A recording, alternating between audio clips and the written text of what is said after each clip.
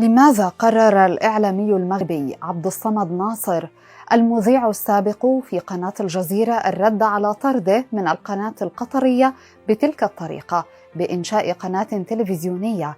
وهل سيكشف الإعلامي المستور والمسكوت عنه بعد أن تحلى بالصمت طيلة الأسابيع الماضية؟ ومن يقف وراء تمويل القناة الجديدة؟ لم تكد تمضي أيام قليلة على فصل الإعلامي المغربي عبد الصمد ناصر من قناة الجزيرة القطرية حتى قرر المذيع المخضرم الخروج عن صمته والرد على ما تعرض له على طريقته الخاصة. أكثر من 26 عاما من عمره مضت في العمل بقناة الجزيرة القطرية، ولطالما حافظ الإعلامي المغربي على شعرة معاوية جيدا في علاقته بإدارة القناة، وهو الذي كتب بحقها أنه فخور باعتباره جزءا من تاريخ القناة، واعتبر القناة صرحا إعلاميا عظيما صنع تاريخا حافلا بالإنجازات التي بدأ يتحمل مسؤوليتها منذ قدم طلبا للانضمام إلى القناة من خلال سفارة دولة قطر في العاصمة المغربية الرباط،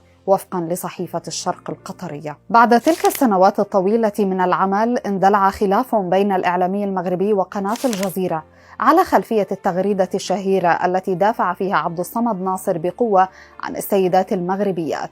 وبينما طلبت إدارة قناة الجزيرة حذف التغريدة، أبى الإعلامي المغربي إلا التمسك بموقفه، وصمم على أن ما كتبه رأيه الشخصي، ولعله استشعر أن ثمة أسلوبا من التحكم والتسلط الذي تمارسه بحقه إدارة القناة. من بعدها أبلغت إدارة قناة الجزيرة الإعلامي عبد الصمد ناصر بأنه قد تقرر الاستغناء عن خدماته. في البداية كان موقف الإعلامي المغربي واضحا بشأن قناة الجزيرة، ولم يشأ أن يتعرض إليها بكلمات من النقد، وذلك على الرغم من حملات التضامن معه، والتي كان أبرزها موقف النقابة الوطنية للصحافة المغربية، التي اعتبرت أن القرار الصادر من إدارة قناة الجزيرة بحق الإعلامي عبد الصمد ناصر تعسف متعمد.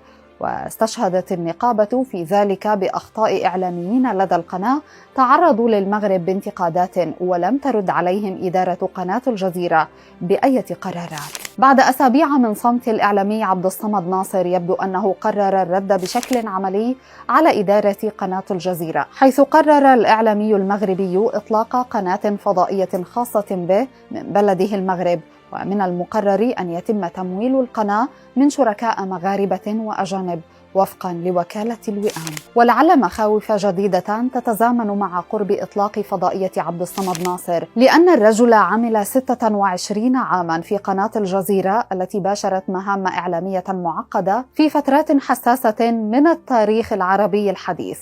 ولدى ذلك الإعلامي المغربي حتما المزيد من الأسرار التي يخشى منافسوه أن تكون فضائية جديدة وأن تكون منبرا لترويجها.